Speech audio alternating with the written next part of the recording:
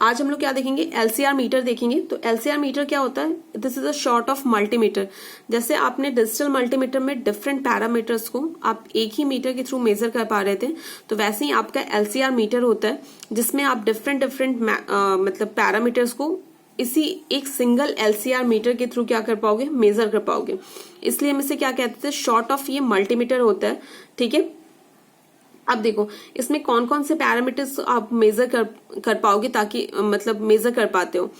तो आप इसमें क्या मेजर कर पाते हो, resistance, inductance and capacitance as per requirement. ठीक है, आपको जो भी चीजें मेजर करनी है, मान लो इंडक्टेंस मेजर करनी है, रेजिस्टेंस मेजर करनी है या कैपेसिटेंस मेजर करनी है, आप एलसीआर मीटर के थ्रू मेजर कर सकते हो। ठीक है, अब देखो ये जो नाम है एलसीआर मीटर, इसमें एल है, एल किसके लिए, एल स्टैंड्स फॉर इंडक्टेंस। ठीक है, C for capacitance, R for resistance. ठीक है, तो इसलिए इसका नाम क्या पड़ा, एलसीआर मीटर। अब देखो इसके जो मेन कंपोनेंट्स है एलसीआर मीटर के, वो क्या है आपके, फर्स्ट जो है आपका व्हीट स्टोन ब्रिज है। ठीक है, सेकंड क्या है, आरसी रेशियो आर्म सर्किट है। ठीक है, ये दो मेन कंपोनेंट्स है इसके आपके। इसमें क्या क्या होता है, व्हीट स्टोन ब्रिज होता है और आरसी रेशियो आर्म सर्किट होते हैं। ठीक है, मान लो कि आपको जो कंपोनेंट मेजर करना है वो क्या कर देते हो, आप किसी एक आर्म ब्रिज के एक आर्म पे क्या कर देते हो, उस अननोन क्वांटिटी को कनेक्ट कर देते हो। ठीक है, right, they are different provision for different type of measurement. मान लो आपको अगर कैपेसिटेंस मेजर करना है तो उसके लिए डिफरेंट प्रोविजन है, आपको रेजिस्टेंस मेजर करना है तो उसके लिए डिफरेंट प्रोविजन है। तो देखो फॉर एग्जांपल, अगर आप रेजिस्टेंस की वैल्यू को मेजर करना चाहते हो तो आपका कौन सामने आएगा, wheat stone bridge, right. if the value of resistance is to be measured, then the Wheatstone bridge comes into the picture। क्यों, क्योंकि मैंने व्हीटस्टोन ब्रिज में आपको क्या बताया था, आप क्या कर सकते हो, इसके अननोन रेजिस्टेंस को इस व्हीटस्टोन ब्रिज के थ्रू क्या कर सकते हो, मेजर कर सकते हो। ठीक है, अगर आप इंडक्टेंस और कैपेसिटेंस की वैल्यू को मेजर करना चाहते हो तो आप क्या यूज करोगे, आरसी रेशियो आर्म सर्किट को यूज करोगे। ठीक है, यहां तक समझ में आ गया। अब देखो ये जो आपका ब्लॉक डायग्राम है ये किसका है, आपका एलसीआर मीटर का है। ठीक है, तो देखो अगर आप इसमें क्या करना चाहते हो कि for the measurement of DC quantity, तो क्या होगा, जो एक्साइटेशन होगा वो क्या दोगे आप, डीसी वोल्टेज दोगे। ठीक है, अगर डीसी क्वांटिटी को मेजर करना चाहते हो, अगर आप एसी क्वांटिटीज को मेजर करना चाहते हो तो एक्साइटेशन क्या होना चाहिए, आपका एसी सिग्नल होना चाहिए। ठीक है, तो देखो for the AC excitation the oscillation is used in a circuit. ठीक है, आपके एसी है तो क्या चाहिए, फ्रीक्वेंसी भी चाहिए। ठीक है, तो फ्रीक्वेंसी के लिए क्या होगा, एक ऑक्सीलेटर लगा होता है इसमें आपके सर्किट में। ठीक है, for the AC excitation oscillator is used in the circuit, right. It generates the frequency of 1 kilohertz. ये कितना फ्रीक्वेंसी जनरेट करता है आपका, 1 किलोहर्ट्ज। ठीक है, यहां तक समझ में आ गया। अब देखो अब हम क्या देखेंगे, वर्किंग ऑफ एलसीआर मीटर। तो इसमें क्या होता है, आपका ब्रिज होता है। ठीक है, तो हम क्या करते हैं, ब्रिज को नल पोजीशन पे हम क्या करते हैं, आपके जो उसमें जो गैल्वेनोमीटर जो बीच में कनेक्टेड होता है उसे क्या कहते हैं, नल पोजीशन पे लाते हैं। ठीक है, तो आपका क्या हो जाता है, ब्रिज क्या हो जाता है, बैलेंस्ड हो जाता है। ठीक है, समझ गए यहां तक।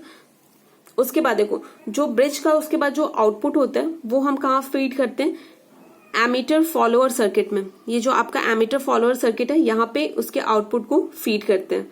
ठीक है, उसके बाद क्या आता है, output from the emitter follower circuit is given as the input to the detector amplifier.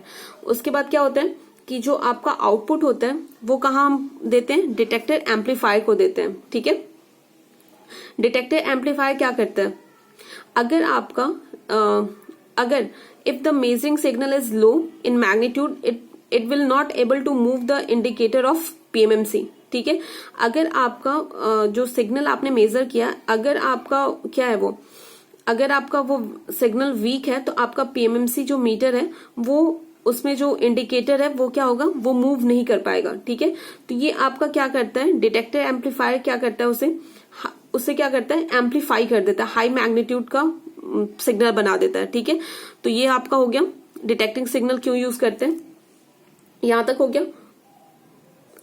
उसके बाद देखो ये जो रेक्टिफायर है आपका, रेक्टिफायर क्या करता है, rectifier is used in a circuit to convert the AC signal into a DC signal. ठीक है, तो ये क्या करता है, आपके एसी सिग्नल को डीसी सिग्नल में मतलब कन्वर्ट करता है। मान लो कि आपने ब्रिज को एसी एक्साइटेशन दिया है, ठीक है, तो ये आपको क्या करेगा, उसे डीसी में कन्वर्ट कर देगा। ठीक है, आपके मतलब एसी सिग्नल को ये क्या करेगा, आउटपुट जो आप मतलब आपने ब्रिज को क्या दिया, एसी सिग्नल दिया, तो वो क्या करेगा, आपको आउटपुट भी एसी मिलेगा, फिर रेक्टिफायर उसे क्या कर देता है, उसे डीसी में कन्वर्ट कर देता है। तो रेक्टिफायर क्यों यूज करते हैं, it is use to convert the AC signal into a DC signal. Right, यहां तक समझ में आ गया। अब देखो इसका फ्रंट जो पैनल होता है आपका एलसीआर मीटर का, उसमें क्या क्या चीजें होती है, इसमें क्या क्या कॉम्पोनेंट होते हैं आपके एलसीआर मीटर में। तो देखो इसमें क्या क्या होता है, देखो इसमें क्या होता है कि कंपोनेंट जिसे हम मेजर करना चाहते हैं, तो component which is used to be measure is placed across the test terminal. ठीक है, test terminal of LCR meter, after which according to this type of component the measurement is perform. ठीक है, हम क्या करते हैं, जिस कंपोनेंट को हमें मेजर करना है वहां पे हम कहाँ कनेक्ट करते हैं, उसे टेस्ट टर्मिनल पे कनेक्ट करते हैं। According to this component the measurement is performed. ठीक है, तो इसके समझने के लिए सबसे पहले हमें क्या देखना होगा, इसके कंट्रोल पैनल को देखना होगा कि इसमें क्या क्या चीजें होती है और क्या क्या इसकी वर्किंग है। तो सबसे पहले आपका क्या है, ऑन ऑफ स्विच होता है। तो ये किसके लिए यूज होता है, on off switch can be use to turn on और ऑफ द LCR मीटर। ठीक है, समझ गए। तो देखो when your switch in on position, तो उस वक्त क्या होगा, आपका जो LCR जो मीटर होगा, the main supply is connected to LCR meter. ठीक है, देखो तो उसके बाद क्या होगा, अगर ऑन होगा तो आपका क्या करेगा, इसका जो ये क्या हो जाएगा, आपका जो LCR मीटर है वो मेन सप्लाई से कनेक्टेड हो जाएगा। ठीक है, तो उसके बाद क्या होगा, जो आपका इंडिकेटर है पैनल पे लगा होगा वो क्या हो जाएगा, start glowing to indicate that the LCR meter is on. वो क्या हो जाएगा, आपका स्टार्ट हो जाएगा ग्लो करना कि आपका जो LCR मीटर है वो अब ऑन हो चुका है। ठीक है, ये फर्स्ट कंपोनेंट हो गया। सेकंड कंपोनेंट देखो, टेस्ट टर्मिनल। मैंने आपको जैसे बताया था कि 2 पॉइंट्स होते हैं इसमें, 2 points on the front panel are the test terminal. 2 points जो होते हैं, 2 पॉइंट जो टर्मिनल होते हैं वो क्या होते हैं, आपके टेस्ट टर्मिनल होते हैं। यहाँ पे क्या होता है, the component which is to be measured is connected to this test terminal. जो आपके जिस कंपोनेंट को आपको मेजर करना है, मान लो कि इंडक्टेंस, कैपेसिटेंस, रेजिस्टेंस, जिसे भी मेजर करना है, आप क्या करते हो, इस टर्मिनल के अक्रॉस उसे कनेक्ट करते हो। ठीक है, ये आपका हो गया। अब क्या है आपका फंक्शन सेलेक्टर। तो फंक्शन सेलेक्टर किसके लिए यूज होता है, the function selector is use for setting the meter in a mode in order to measure the particular type of component.